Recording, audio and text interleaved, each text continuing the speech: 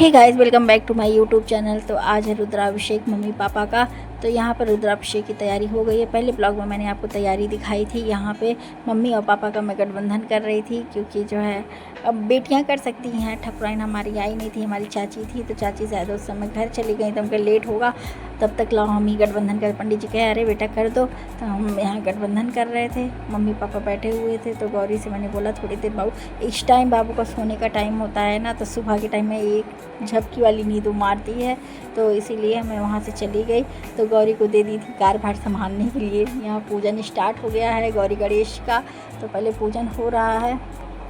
कभी कभी क्या होता है गाइस ना, कि कितना भी आप तैयारी कर लो, सब कुछ कर लो, लेकिन जब जिस चीज़ का समय रहता है और उस टाइम पे ही वो चीज़ संपूर्ण होता है।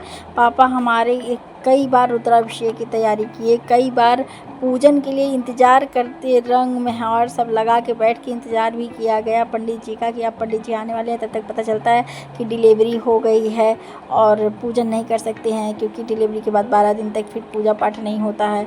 तो इस वजह से हम कहे मम्मी इस बार तो भगवान जी का नाम लेके शुरुआत कर दो, और जितनी जल्दी हो सके उतनी जल्दी करो। यहाँ पापा मम्मी बाबू को देख रहे थे। बाबू झपकी वाली नींद मार के, मैंने बोला ना कि उसके झपकी वाली नींद चलती है, तो यहाँ नाना को देख के तो वो कूदने लगती है कि बस मुझे ले लो, मुझे ले लो। तो पापा वहाँ से खिला रहे थे। पर अभी हम गए थोड़ी देर बाद पापा पूजा कर लें तब, क्योंकि वहाँ पे अभी हवा नहीं चल रही थी ना इतना, लेकिन ठंडा मौसम बहुत अच्छा था। बाबा का दरबार कैसा लग रहा है आप लोग कमेंट में ज़रूर बताइएगा। मैंने एक छोटा सा बस उनको क्या है, क्योंकि मरमास महीना चल रहा है, एक बार और पापा डेकोरेशन किए हुए थे, तो आंधी तूफान की वजह से निकल गया था। तो मेरा तो मन करता है डेली ऐसे ही रहे भगवान जी के पास।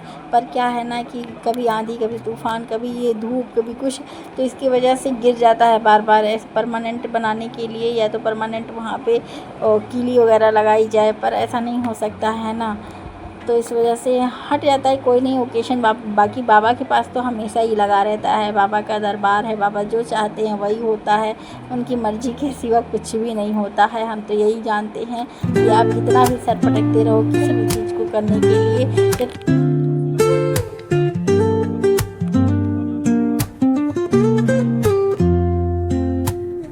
Woke up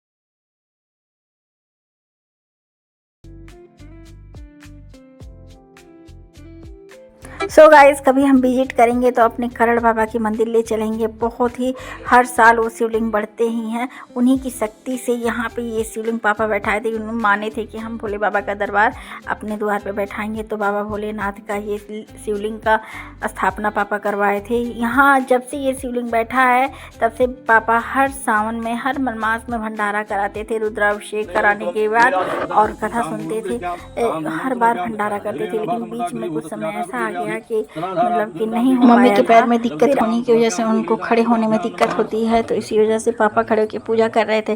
तो मम्मी को पंडित जी बोले कि गौरी पूजन तो आपको करना पड़ेगा। तो माता गौरी का पूजन मम्मी कर रही हैं, लेकिन उनको बड़ी प्रॉब्लम हो रही है खड़ी होने में। तो पंडित जी बोल रहे हैं कि अब आप रहने दीजिए, बाकी जो पूजन करना है हम भैया से करा लेंगे, आप बैठ जाइए। तो मम्मी बोली नहीं, गौरी पूजन करने के बाद ही हम बैठेंगे, क्योंकि गौरी माता का ये सौभाग्य मिला है कि आज हम फिर से जो है कर पा रहे हैं। और तबीयत ख़राब रहने की वजह से दिक्कत होती है। बैठे बैठे पूजन करना रहे तो उनके लिए कोई दिक्कत नहीं है, लेकिन खड़े होने में प्रॉब्लम होती है, जब से पैर टेढ़ा हो गया है। लेकिन बाबा की हिम्मत की वजह से वो खड़ी हो पा रही हैं। और सच में आज इतने दिक्कत के बाद भी सब कुछ भगवान की ही कृपा से संभव हुआ है। तो बोलो भोलेनाथ बाबा की जय। यहाँ गौरी छोटे छोटे बच्चों के साथ व्यस्त थी, क्योंकि अगर इनको छोटे बच्चे मिल जाएं तो बस क्या कहना।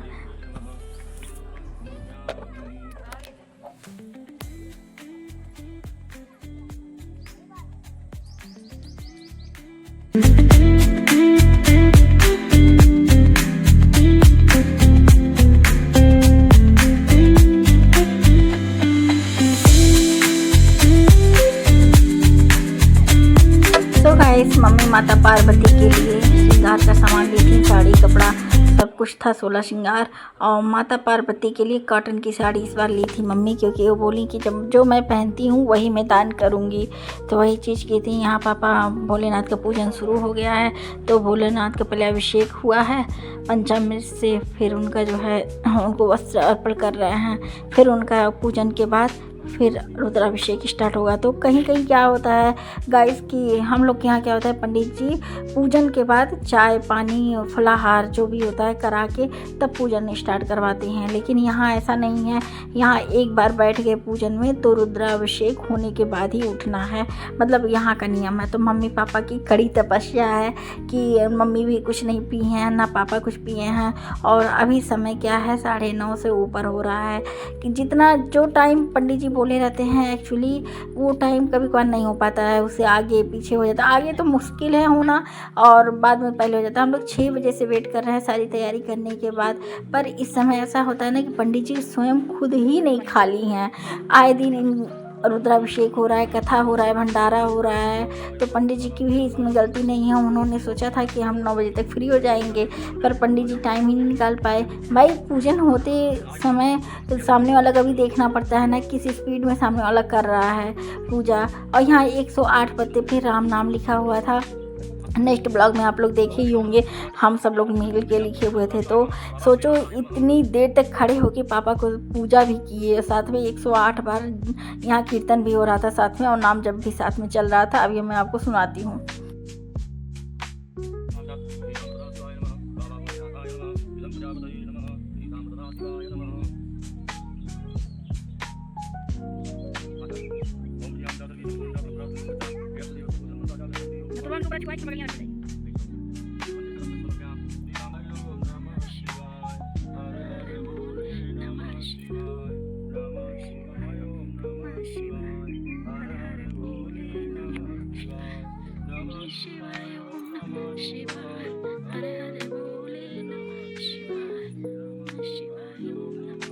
हर हर भोले नमः शिवाय, नमः शिवाय, ओम नमः शिवाय। सो गाइस जपने के लिए मम्मी बैठ के जप रही थी कंटिन्यू लगातार, और जो सामान वैसा था वो पापा को दे रही थी। तो यहाँ गन्ने के रस से इस बार पापा करवाए हैं अभिषेक, और साथ में गंगा जल से। तो यहाँ गन्ने का रस मैं निकाल रही थी। 3 लीटर पंडित जी बोले थे कि 3 लीटर में हो जाएगा। तो यहाँ गन्ना का रस निकाल के मैं देख रही थी, पूछ रही थी कि छाना हुआ है। तो पापा बोले कि हम छनवा के लेके आए हैं, वहाँ से छाना नहीं पड़ेगा। हम कहे हाँ, नहीं तो उसमें रिंगी, क्या सिंगी बोला जाता है ना, उसमें सिंगी में फंसेगा। यहाँ मैं गन्ने का रस गिलास में भर भर के पापा को दे रही हूँ। जब तक वो चल रहा है तो मैं इधर उधर कभी काम निपटा रही हूँ, कभी इधर बाबू के पास भी चली जा रही हूँ, कभी कैमरे के पास चली जा रही हूँ। तो कैमरे का एंगल एक जगह पे मैं फिक्स कर दी हूँ, जिससे वीडियो रिकॉर्डिंग होती रहे। सच में स्टैंड बहुत ही मतलब कि बहुत ही अच्छी बात है कि किसी को ढूंढना नहीं पड़ता है, भाई तुम मेरा वीडियो बना दो या वीडियो रिकॉर्ड कर दो। नहीं, उसका एंगल उसके अनुसार सेट कर दो, वो चारों तरफ से वीडियो को कैप्चर कर लेगा। तो बहुत अच्छा हुआ। यहाँ भोले बाबा को देखिए कैसे गन्ने के रस में नहा रहे हैं। आप लोग कमेंट में ज़रूर बताइएगा कि गन्ने के रस से अभिषेक क्यों, रुद्राभिषेक क्यों कराया जाता है। अगर आप लोग लिख के बता दोगे तो अच्छी बात है, नहीं बताओगे तो फिर मैं बताऊंगी कि गन्ने के रस से अभिषेक क्यों कराई हूँ। और दूध से भी कराए हैं पापा, कई बार दूध से कराए हैं, कई बार कुशा से कराए हैं, कई बार जो है शहद से कराए हैं, कई बार मतलब कि ऐसा कोई चीज़ नहीं है जिससे वो कराए नहीं है। अलग अलग प्रकार से अलग अलग चीज़ का, और हर महीने के अलग ही जिसका भी विधान बैठता था उससे करवाए हैं। तो इस बार मेरे कहने पे गन्ने के रस से करवाए हैं पापा कि, तो इसीलिए मैं आप लोग से पूछ रही हूँ ना कि गन्ने के रस का क्या ही फ़ायदा है, क्या बताइएगा। बाकी हमें और पंडित जी को तो पता ही है क्यों कराया गया है। तो ऐसा नहीं है, गन्ने के रस के कई फ़ायदे हैं, मतलब कि कई चीज़ से। बाबा भोलेनाथ को ये मलमास महीना जो होता है इसमें गन्ने का रस बहुत प्रिय होता है। एक तो ये गर्मी के उष्ण का होता है और गन्ने का रस शीतलता प्रदान करता है, तो इस वजह से हैं। और बाबा के जो गढ़ लोग हैं, बाबा के जो साथ में सब लोग रहते हैं, भाई बाबा भोलेनाथ सबको आश्रय देते हैं, तो वो सब तृप्त होते हैं। तो ऐसा है, मतलब ये भी है। सो बाबा भोलेनाथ की कृपा से जो जिस इच्छा वो जो जताए हैं उन्हीं की इच्छा के अनुसार हो रहा है। यहाँ इंसान की इच्छा का कोई भी मतलब नहीं है, क्योंकि सारी इच्छा उन्हीं के अनुसार हो रही है। तो गंगा जल, साथ में गंगा जल का भी मैंने वहाँ पे डाल दिया है, और ये कुंभ का गंगा जल है। तो हम पंडित जी बोले कि बेटा डाल दो, जिससे जो है कुंभ के इससे बड़ा अभिषेक क्या होगा, बाबा के जटाओं में श्री गंगा जी विराजमान है, तो गंगा जी का अभिषेक हो जाए तो और अच्छी बात है। तो पंडित जी उधर से जाके गंगा जी का फिर अभिषेक करवा रहे हैं। तो यहाँ पूजन पाठ चल रहा है। आप लोग को कैसा लगा आप लोग कमेंट में जरूर बताइए। वीडियो तो बहुत लंबा हो गया है, पर मैं कोई मोमेंट काटना नहीं चाहती। सच में जहाँ फैमिली की बात आती है वहाँ मैं कोई मोमेंट काटना नहीं चाहती। मैं चाहती हूँ कि इतिहास के पन्ने जैसे होते हैं, अमर होते हैं, वैसे ये वीडियो में कभी भी उठा के देखो तो ये रहता है कि हाँ ये हुआ था। तो एक तो मैं हूँ, दूसरी बात मेरा वीडियो भी बन रहा है, तीसरी बात यह है कि मैं एक ब्लॉगर भी हूँ, और चौथी बात यह है कि ये मलमास महीने में और रुद्राभिषेक हो रहा है, और इसमें भोलेनाथ बाबा और श्री कृष्ण का ही पूजन विशेष तौर पे होता है। तो इसलिए और मलमास महीना किस महीने के साथ आता है उस महीने का योग बढ़ जाता है, जिससे जब मलमास महीना सावन के साथ आता है सावन का बढ़ जाता है। अभी इस बार मलमास महीना जेठ महीने के साथ आया है, मतलब कि हनुमान जी की भक्ति इसमें दुगनी हो गई है। तो भोलेनाथ हनुमान जी सब एक ही तो हैं, लेकिन इसमें क्या है कि भंडारा दान पुण्य जितना करो उतना अच्छा है। सहस्त्र दान करो, मतलब कि जो भी आपके पास है आप सोचो मत, दान करने से पहले सोचो ही मत कि क्या दान करना है।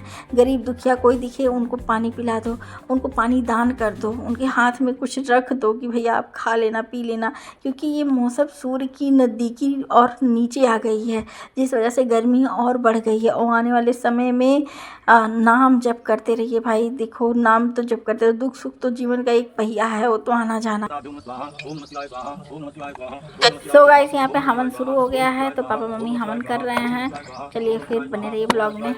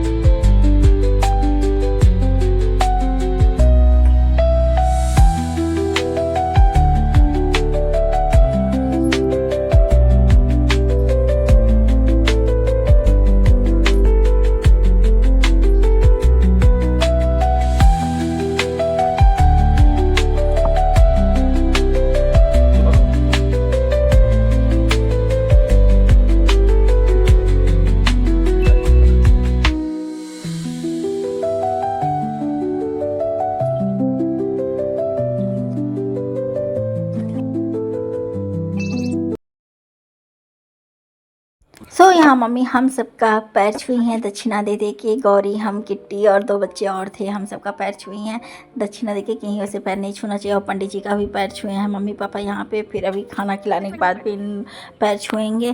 और यहाँ पापा की जान किट्टी का जो है पूजन, पापा जो है टीका लगा रहे हैं। और बोले थे हमसे कि मुझे दे देना बीच में। हम कहे नहीं, आपको रुद्राभिषेक करना है तो मैं कैसे दे दूँ, अभी बीच में दिक्कत होती ना। तो यहाँ किट्टी की जान उनके नाना हैं, बस नाना दिख जाए बस सब भूल जाती हैं। और पापा जैसे कोई नहीं संभाल सकता सच में। इतने अच्छे से दूध भी पिला देंगे, सब कुछ इतनी, मतलब उसको पता है कि नाना के पास मल्टीप्ले टाइम वो खेल भी सकती है, खा भी सकती है, सो भी सकती है।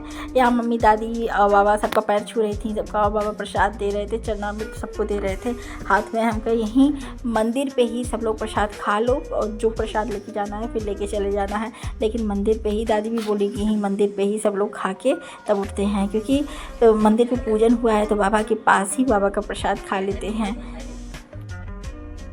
तो यहाँ बाबा बोले कि ला हम प्रसाद बांट दे रहे हैं। तो हम बोले कि एक खड़ा खड़ा केला सबको बांट देंगे। लेकिन बाबा बोले नहीं कि एक में से 2 टुकड़ा कर दो, वो सही रहेगा, 2-2 करके ऐसे दिला जाएगा। हम कहे चलो ठीक है ऐसे ही दिला जाएगा।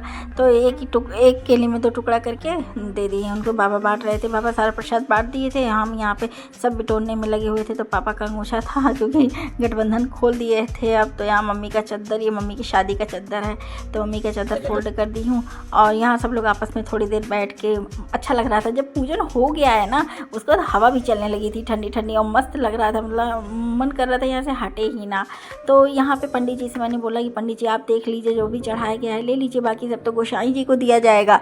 तो पंडित जी बोले कि सब गोसाई को दे देना, बस गौरी माता का प्रसाद आप लोग एक रख लो और हमें दे दो। तो हम जो भी उनका दक्षिणा था, जो फल वल था, उनके उसी झोले में डाल दिए हैं। और बाकी सारा सब शाम के टाइम में गोसाई जी को दिया जाएगा। और इधर शिव पार्वती माता का जितना सब कुछ चढ़ा था वो पंडित जी लेके जा रहे हैं। तो अब सारा सामान उठाना था। तो मैंने चाची से बोला कि चाची ले चलिए, धीरे धीरे करके अंदर ले चलिए, क्योंकि अब धूप हो जाएगा, फिर पंडित जी को खाना भी खिलाना है। तो अब ये चल रहे। पंडित जी से मैंने बोला कि पंडित जी अंदर चल के बैठिए और अभी पूड़ी सब्जी तो खा लीजिए। पंडित जी बोले कि नहीं पेट में थोड़ा वो है, पूड़ी मत बनाना। तो मैंने मम्मी से बोला कि मम्मी ठीक है पूड़ी मत बनाइयो और रोटी पंडित जी को बना दो, जिससे जो है घी लग जाएगा तो पंडित जी खा लेंगे। तो पंडित जी अभी बोले कि आप सब कुछ समेट लो तो भी हम चल रहे हैं अंदर। तो गौरी यहाँ ठाकुर जी को लेके चल रही थी। देखो ठाकुर जी, बोलो कृष्ण कन्हैया लाल की जय। हरिहर मिलन तो आज हो ही गया था भाई दोनों लोगों का। तो इधर मैं सारा सामान समेट रही थी और चाची भी लेके जा रही थी। जितना सामान लाने में लगता है उतना फिर ले जाने में भी रहता है। क्यों पूजन इतने अच्छे से संपन्न हुआ जैसे लग रहा था गौरी नाथ बाबा दोनों लोग साथ में बैठे हुए हैं और साथ में ऐसे उनका अभिषेक हो रहा है। मन को इतनी शांति मिली, इतना सुख मिला कि बहुत ही अच्छा लगा। यहाँ हम अंदर जा रहे थे, पंडित जी खाना खाने के लिए बैठे हुए थे, उनको खाना दे दिए थे। यहाँ कान्हा जी को हम भोग लगा दिए थे। तो दही चीनी, पंडित जी चीनी खाते नहीं, नमक डाल के खाते हैं, तो उनको नमक डाल के दिए। तो हमको पापा